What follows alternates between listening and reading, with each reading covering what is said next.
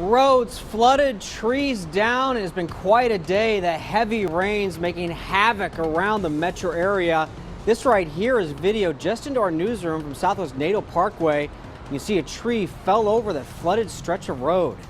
I'm Dan Tilkin with this weather alert update. Several schools are letting kids go home early. You can read the entire list at coin.com. We have crews around the metro area. We'll check in with Kristen in just a little bit, but first we go to Lisa Balick in Southeast Portland. Lisa.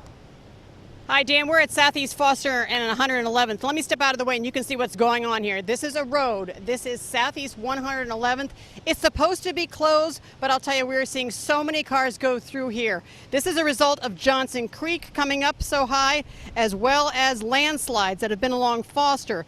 In fact, there are plenty of people driving through even deeper standing water. We went up further and found that landslides had closed the road up by 152nd. We found that people in that area are moving out their vehicles and animals to higher ground and watching as the water's coming up.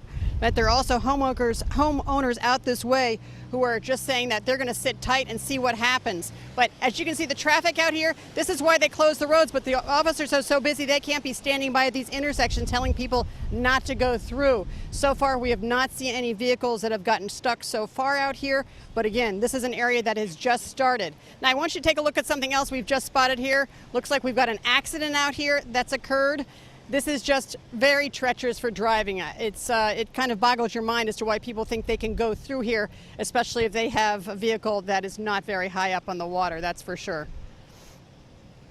And remember, if you do get in an accident like that and your car is still drivable, get it to the side of the road, whether you're on a surface street like this or on the freeway.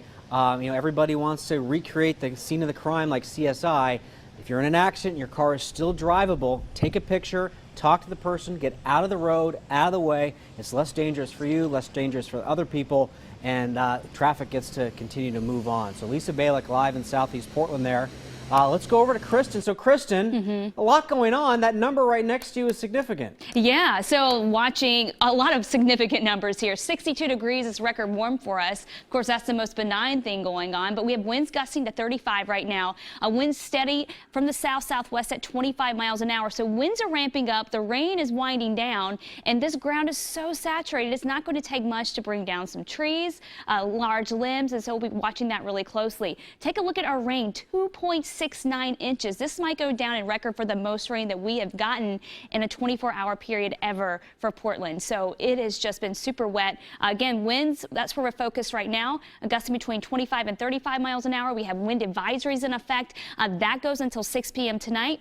Winds could gust to 40, 45 miles an hour, and 40 is usually that magic number for us to start to see some of those trees coming down east and west. We have high wind warnings where winds will be stronger. And of course, flood warnings continue because the rain has slowed down. It takes a while for that water to back off and recede. A quick look at the radar, and you can see things that backed off for Portland, but there's still a potential we may add a little bit more. There's more showers developing to the west. So watching that really closely. We cannot handle much water at this point for today. And then, of course, a parade of storms to keep us wet for the rest of the week. I'll be monitoring it all day and, of course, throughout the week as well.